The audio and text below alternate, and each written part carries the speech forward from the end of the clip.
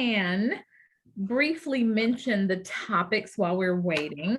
Okay. All right, what are the topics today? What are we doing today?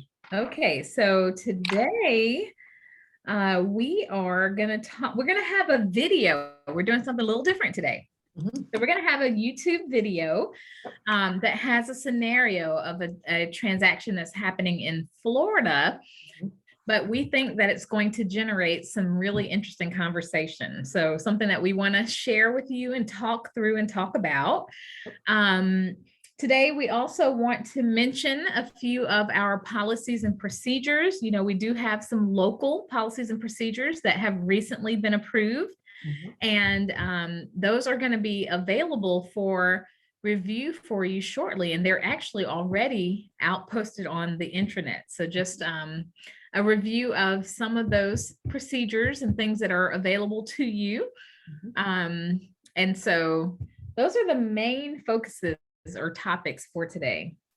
All right. Sounds good to me. Sounds good. Do we want to start with the video? Sure, let's do that. All right. Okay, so I saw this video. It hit probably maybe Tuesday or Wednesday this week. It was posted on YouTube, and I thought it was very interesting. Although it does take place in Florida, it's with a Florida agent and in their market. We still know that markets are pretty much the same or similar across the United States. So I want to take a look at it and let's discuss it. Could that happen to us? It very well could. We'll see. So give me just a second. I think I already have it up. Let me share my screen. Maybe it's here somewhere. All right, I believe it's, no, I don't want desktop one. What do I want? Google, that's what I want. All right, so let me go to it here. Pay no attention to my email. See your email. All right, here we go. Can everybody see the YouTube screen here?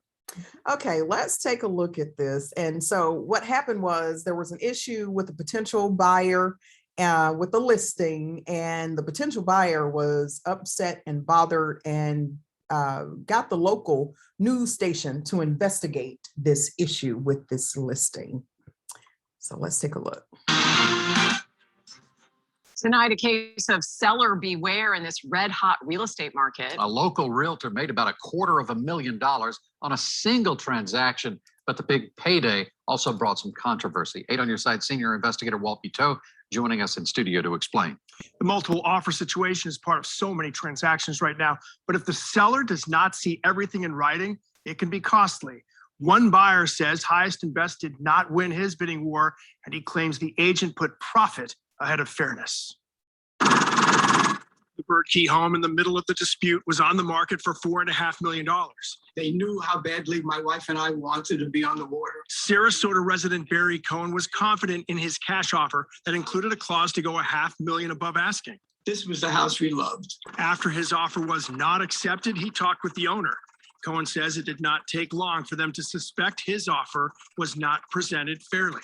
I have to say, outraged about the behavior here. Cohen and the now former owner are suing realtor Roger Pettingill and Caldwell Banker, alleging Pettingill did not fairly present all the offers and, quote, denigrated the other 4 offers, including the Cohen contract, stating they were inferior. Since Pettingill and Caldwell Banker represented both the seller and the buyer in the accepted offer, they received all of the commission, 6%, $276,000 on one transaction. If Cohen's offer was accepted, his realtor would have received half the commission. What was very disappointing to us as we went through the process is there was no oversight. Fair and honest dealing on all sides. Attorney and realtor Rob Goldman tells us one key: make sure your realtor presents all offers in writing. But everything has to be presented to the seller. Nothing can be hidden from the seller. In a statement, a spokesperson for the broker said Roger and Caldwell Banker Realty believe that there is no merit to the allegations against him. Cohen is seeking damages, but says he also came forward to alert other sellers and buyers. There are a lot of people who can be taken advantage of at a time when it's critical for them to be treated fairly and professionally. Documents show that accepted offer was $400,000 less than Cohen's, and both were cash. And documents also show both Cohen and the other buyer agreed to waive the inspection period in that deal. I thought dual agency was illegal in Florida. How are the realtors getting around that? So in Florida? you might call it a game of semantics, but the law does not allow agents for the seller and the buyer to represent both sides of the deal, but it does allow something called transaction brokers, where one agent, although not technically known as an agent at that point, can handle both sides. It limits the responsibilities, but one of several requirements is being honest and fair. And this is going to court. This is actually a lawsuit. It's a lawsuit. It's going to court. So we'll find out more as the filings come in. Now you look at this though. You look at the huge numbers, but Absolutely. you can break this down. This can happen It on could any happen at- level. yeah. Well, right. Any So you're transaction. right. A $5,000 commission, you're doubling it to 10. It's Yeah. all relative. Yeah. All right. Yeah. Thank you, Walt. If you have something you'd like Walt to investigate, All right. Woo, they made a lot of money. Made a lot of money. It still would have been a lot of money if it was half of it too, though. So what do you all think about that story? I know it's Florida, but again, it's real estate and real estate is local. It could very well happen here. What do you all think about that video? What do you think about the situation? It wasn't the same. I wanted to make sure that I was clear. It wasn't the same agent helping the buyer and the seller. It was the agency with one of their agents, right? Or was it the same exact agent? Same agent? Okay, that's what I thought. Mm-hmm. What do you think about that? What stood out was that, like, it sounded like from the seller said that he never presented all of the offers. That's my problem, Amy. Amy, I'm with you on that one. That's where I am. With Well, agency, but like you screwed the seller and you screwed the potential buyer. yeah. Yes. Amy, I'm right with you. That's what I'm hearing. Yeah. Well, in the video, it sounded like to me that he did present the offer, but not properly. Like he didn't present perhaps the ability to go up to a $500,000 higher. So he didn't properly present it. Or they said denigrated the offer and all the other offers other than the one that he wanted to have accepted, which, we can't do. Right. And it also said, one thing they said in the very beginning is make sure when you are presenting, you're presenting it in writing. So seems like they presented the other offer, but it was probably just verbal. And that's another thing in multiple offer situations for those who use spreadsheets. And I'm one of them. Make sure you're just not submitting the spreadsheet. They need to see the actual offer, how it came in. The seller needs to see that as well. So that's one thing I picked up on. They didn't ever present that offer in writing. And it was $500,000 more. And cash. And so the seller has joined with the buyer in the lawsuit. So they're both suing the agent, which is really interesting. Yes, it is. So that does say if your client is actually suing you too, there's probably some merit to it. Yeah. Yes. That's very interesting. It's also interesting that Florida doesn't do dual agency like we know it. They call the single individual agent a transaction broker. Same concept, they just have a different term. Yeah. Interesting. I want to know. Well, so I'm glad that we got a chance to view the video. And guess what, you guys? In case you don't know how to handle a multiple offer scenario, potentially such as this one, we have a policy for that. So I'm going to share my screen now. Yep. Let me go and take you all into our policies and procedures. These are a part of our local policies and procedures that we were mentioning to you all earlier. And they can be found on mykw.kw.com. Is to mykw. Okay. In the intranet. So once you go to the bottom to quick links and pick our market center 832, Then you go and click on Market Center again and Documents, and that's where you will find our local office policies. So we have a very specific and detailed multiple offer policy that will be very helpful to you all, especially in this kind of market where we are running into several scenarios where you might have multiple offers. So this policy covers not just the multiple offers for a single scenario or transaction, but it also talks about what you need to do if you happen to be practicing dual or designated agency. And so we're going to go over this policy in detail because this is going to be a protection for you. That's going to be education for you. And it's also going to be a protection for your clients to make sure that all offers that were received are properly presented, especially in a multiple offer policy, so that you don't have to worry about being sued later if it appears that you handled it inappropriately. Okay, so this scenario begs us to go into detail on our new released multiple offer policy. All right, so this is what we're going to do. Can you all see? I know it's maybe a little small. Do I need to try to enlarge it at all, or can you read the screen? How does that screen look in, Teresa?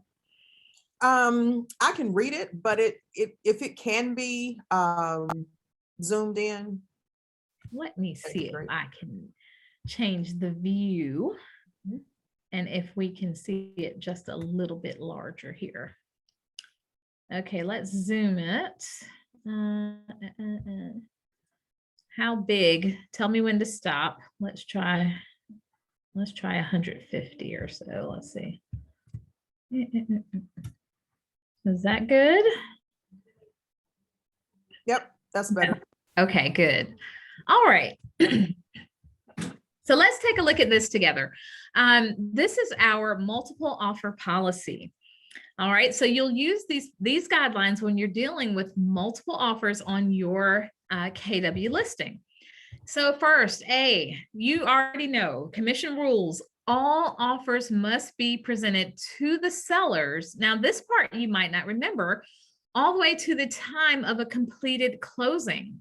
So even once you're under contract, if offers continue to come in, you still must present them all the way till the closing is completed.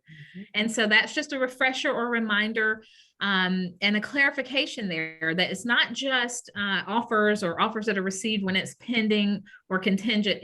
You have to present any offer received until it has closed. Okay. Multiple offers should be presented at the same time unless directed otherwise by the seller. Every offer that's received should be put on equal footing in terms of being presented fairly to the seller. That's one of the things that they did wrong in that video that we watched, where they were trying to talk down the other offers instead of giving them all equal footing. Okay. And remember, the seller may choose to respond to one of them, some of them, or all of them. It is the seller's sole discretion. You can give that seller advice, but you must follow their lawful instructions. Okay. And then, of course, the policy includes never untruthfully indicate the existence of multiple offers to heighten the sense of urgency of the prospective buyer. So you cannot lie and say that there are multiple offers if there are not. Okay. Unfortunately, in this market that we're in, we have to put that in the policy. Lying is not okay. And especially considering or trying to indicate that there exists multiple offers when they don't. Chances are they probably do in this market. All right. For B, when you receive multiple offers on the same property, it is our policy that you carefully discuss with the seller before you provide any information to the buyer's agent or the buyer about the fact of there being multiple offers. Remember, the commission requires the seller's permission before you disclose it. And so it's also our office policy that you have that discussion with the seller before you make any such disclosures. Okay. Now, records of notification of multiple offers or the spreadsheets, those records have to be uploaded in Command So not only do you have a record of making sure you provide the correct information to your client, but you have to provide that same record of that information in Command so that we, the company, can make sure that you handle that notification process correctly. Okay, so you may or may not have known about that portion. You do need to have those records uploaded in Command. All right. C, if a seller desires to simply accept one of the offers that are received, or to respond or negotiate with only one or a few of the multiple offerors, that is their right. This negotiation can be with several offerors without informing any of them that there are multiple offers. So you got to keep that in mind. You can negotiate with on the seller's behalf with multiple offers without them knowing there are multiple offers. Okay. You have to have the seller's permission before you could disclose that there exists more than one offer.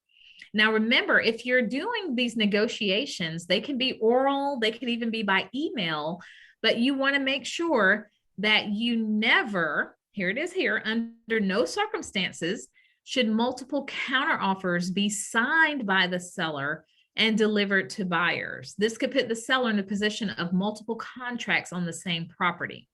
So you can have multiple negotiations going, but never send multiple signed counteroffers at the same time. You can only do one at a time when it comes to a signed counteroffer, and a decision needs to be made before you send out another signed counteroffer.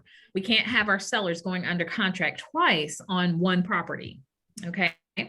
So you've got to be very careful about how you handle that paperwork. And remember that any negotiations that you make, they're oral so they're not binding until they are actually signed and in writing. All right. Now, when it comes to D, we're talking now about dual agency here. When the listing agent is acting as a dual agent, because one of the multiple offers is from a Keller Williams associate, the firm has the obligation to inform the buyer client, and therefore all buyers or agents of buyers, of the multiple offer situation. Okay, so now here you have to have this discussion with your seller that if you receive any offers from our firm, that will require all of the offerors to be notified that there are multiple offers. That's our firm policy. So again, you need to have this discussion ahead of time with your sellers and prepare them that if our firm brings any offers, then we do have to at least disclose that there are multiple offers. And we can't just disclose it to that one buyer, we must disclose it to all. Okay, so that's an obligation because the firm has to treat both sides fairly. And in dual agency, we have to treat the buyer and the seller fairly. All right. Now, E talks about when there is a group or team involved in a multiple offer situation. And then after that, we just have one more. We have F. All right. So for E, when there are multiple offers that are received and the listing agent has procured one of those offers, unless it's from an unrepresented buyer, then the following applies. Number one, if the listing agent is a part of a group or a team and the buyer seeking representation wants to write an offer, that listing agent will pass the buyer to the group or the team's buyer representative. So that individual agent will not attempt to also represent the buyer. They're going to pass it to another representative so that each one will have their own agent representing their interest in the transaction. Okay. And then number two, if it is an individual listing agent, if the listing agent is acting as a dual agent in the transaction, remember that does have to be in writing agreed to by both parties. But if the individual listing agent is acting as a dual agent, it is our office policy that the offers should be presented to the seller by the broker in charge or their designee to assure fairness.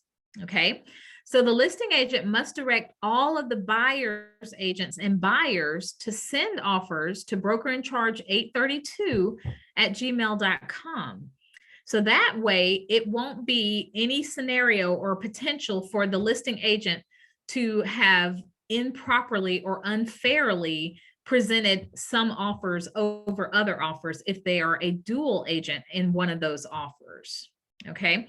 So again, if it's a multiple offer situation and the listing agent is also representing one of those buyers, then to make it fair and make sure that the company is protecting our seller and all of the clients, we have to have either the broker in charge step in or someone that the broker in charge appoints to present all of those offers to the seller to make sure that there's no opportunity for what they put in that video as denigrating the other offers or trying to put one in a better light than all the others. So to ensure that they are fairly presented.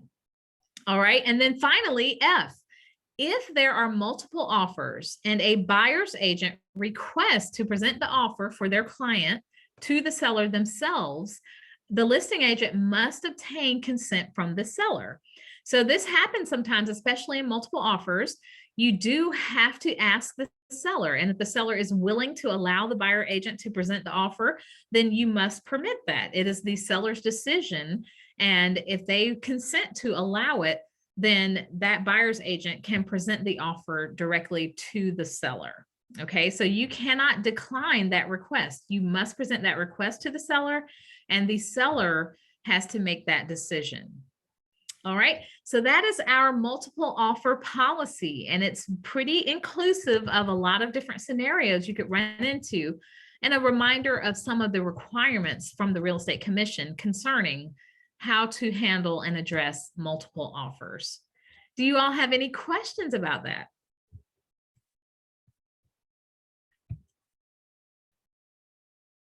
No questions? Yes, there's one in the chat. Oh, there's one in the chat. Okay. What does that conversation look like when you have multiple negotiations respond and agree?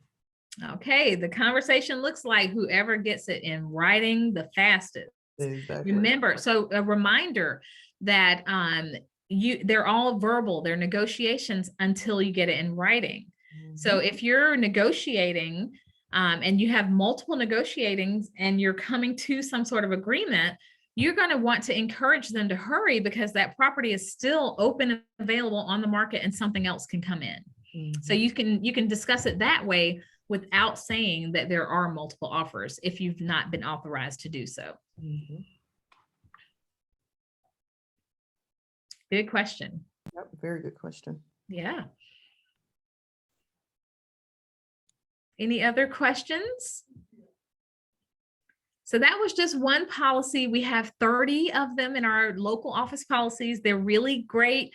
We decided to try to make sure that they were very easy to read and understand, and they're available to answer a lot of questions that you might have concerning your transactions or your affiliation with Keller Williams Central, KW Central. I'm still getting used to that new name. Yeah. And so make sure that you take the time out to review those and to get familiar with our local office policies. You'll find them very helpful. All right. Okay, so if there are no other questions about that specific topic, what do you all have going on in your transactions right now? What questions do you have for us?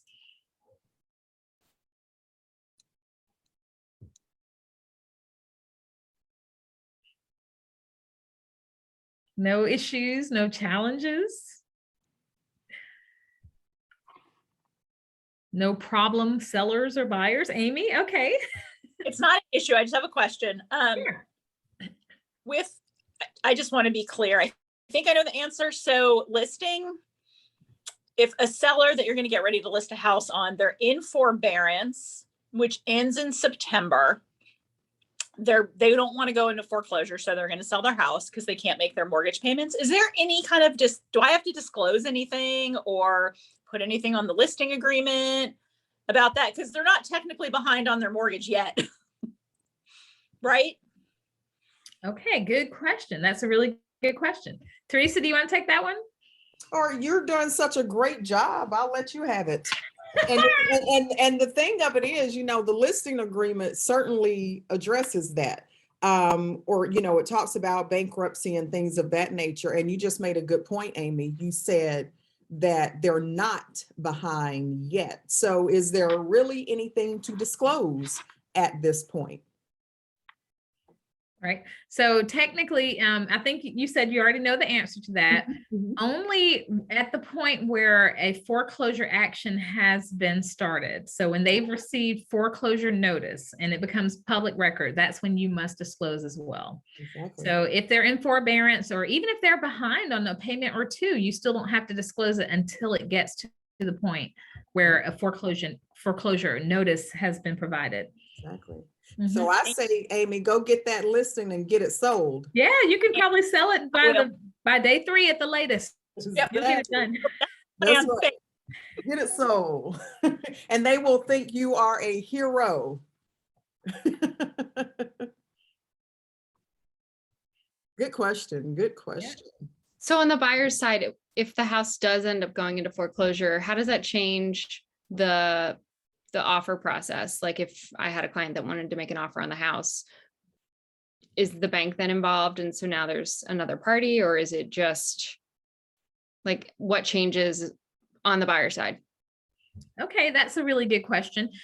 So when it comes to foreclosure, especially if it has already been filed and it's public notice, that really is an indication to the buyer that they're going to have to move quickly and close the transaction before the foreclosure auction date. And so that's just an indicator to the buyer that there's a time frame if they are interested and they want to close that transaction. If they can get it closed before the foreclosure auction, then they will still be able to proceed with the purchase. If the foreclosure auction happens before they get it closed, then there's a potential that they would lose the property by failing to get it closed in time. I've had that situation happen with the property in Youngsville several years ago. It stayed on the market. This is when the market was slower. It stayed on the market a pretty good while because the property had some issues. It needed some work done. So it was going to be really good for an investor. At the last minute, we were trying to get it sold prior to the auction date. However, there was an investor that came in, but they came in a little late, and what they wanted to do with the property or the investigations that they wanted, they could not get those done in time. So we ended up having to take it off the market because the date was approaching. So yeah, thank you, Tiffany, for that explanation, because I have had that happen. Yeah.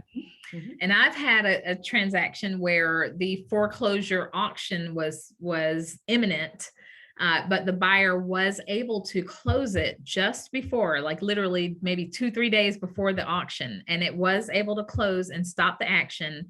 The payment was made to the bank according to the closing, and that buyer was able to proceed with that, the ownership of the property. So technically you're in a race against the foreclosure auction date. Yeah. Race against the clock. Yeah. Thank you. You're welcome.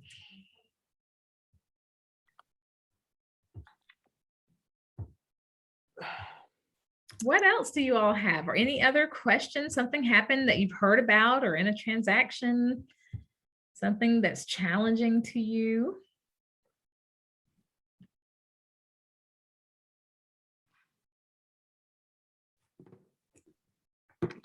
Nothing. Nothing?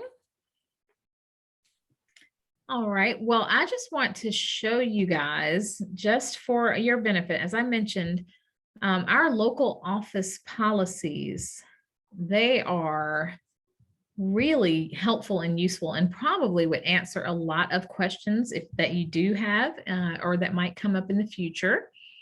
And so I just wanted to take you to see them for yourself. I have to re-log in here. Hold on. Let me go back. So if you go to mykw.kw.com, you guys should be familiar.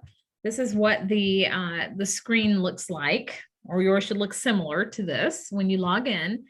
And if you just go down to the bottom right-hand side where there are the quick links, you're going to see the Market Center 832 intranet. So that's our intranet. When you go there, please stand by. You'll see that we have our actual Market Center, our calendar and some office notes and things like that. If you go to Market Center and then go to documents, there are many documents that are here in the intranet, but specifically the policies and procedures. And this is our brand new KW Central policies. They were just added a week and 6 days ago. We worked so hard on these, you guys. And again, I can't stress to you enough what a really great resource. Answers a lot of questions for you guys. We would love for you to go and read over those for yourself. And if you have any questions, bring those in the next Glad You Asked.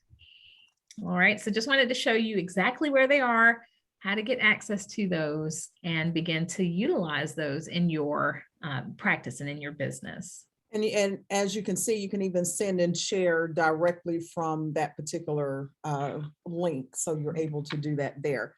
In addition to that, we have more resources coming. Please check the YouTube channel, the KW Central YouTube channel, because there are several educational videos there and how-tos and what not to do's, all of that. So go to the KW channel and look at the education playlist and I think that's what it's called, education and updates playlist for lots of good information. Also, we actually have, and I know you all are vets at this, you're veterans. However, we have some samples or examples of how to complete forms, especially with the new forms that came out this year. So we have a packet of that as well as the guidelines. So we're going to put them somewhere. We have a wonderful tech trainer now in the Market Center. So he'll be getting all of that information out. So we got videos, we have sample copies of, not samples, examples of how to complete these forms and all of that good stuff. So be on the lookout for lots of good information, because you could be at midnight and you're working on a listing. Yeah, do we do stuff like that? Yeah, we do. We work all kinds of hours, and you may have some questions. So there are some resources available, and you don't have to wait until the next day to get somebody. Because at midnight, I'm going to be asleep. So just so you know. We are really excited, you guys. We've been working really hard to continue to develop materials and create things that are going to just be resources that are going to improve your experience, that are going to educate you, that are going to prepare you, and that are going to protect you. And so we're happy about all these things, and we're excited to be getting and rolling them all out for you. And we thank you for taking advantage of this one and coming and joining us on Thursdays. Again, be prepared, bring questions so that we can have discussions and utilize this time as another great resource for you all as well. One more thing, got to put a plug out for this one, or plug in for this one, whichever one. Anyway, it's a plug. Do plugs go in? Okay. Plug in, I don't know. The productivity department, the coaching department is starting a mentorship program with veteran agents who will be able to mentor and kind of take under their wing newer agents. So I said that to say, if that's something you're interested in, reach out to Jen Dixon. And the reason why I brought that up is because you all participating in resources like this will help better prepare you as you mentor, if you so choose. So if you're interested, or maybe some of your peer agents and those that are in your circle are interested in mentorship, see Jen, and these resources will definitely be able to help you. That way you don't have to go out there and reinvent the wheel. You can just share with them the packet that's already created on how to complete these forms. So when they call you asking you, well, you're my mentor, can you help me here? All you have to do is push a button, click, send an email, or point them to the video. So it's a great resource. Yep. And so what better way to continue to improve in your own learning by helping to teach someone else? So that mentorship program will be a benefit, not just to new agents, but even to experienced ones as you're answering questions and deepening your own understanding. All right. Well, great. Well, if there are no more questions, we will give you your time back these last few. Thank you for giving time back. Yay. Well, thank you all for attending so much, and we are so glad you asked. Thanks for joining us. We'll see you Any next other questions? All right. Bye, everybody.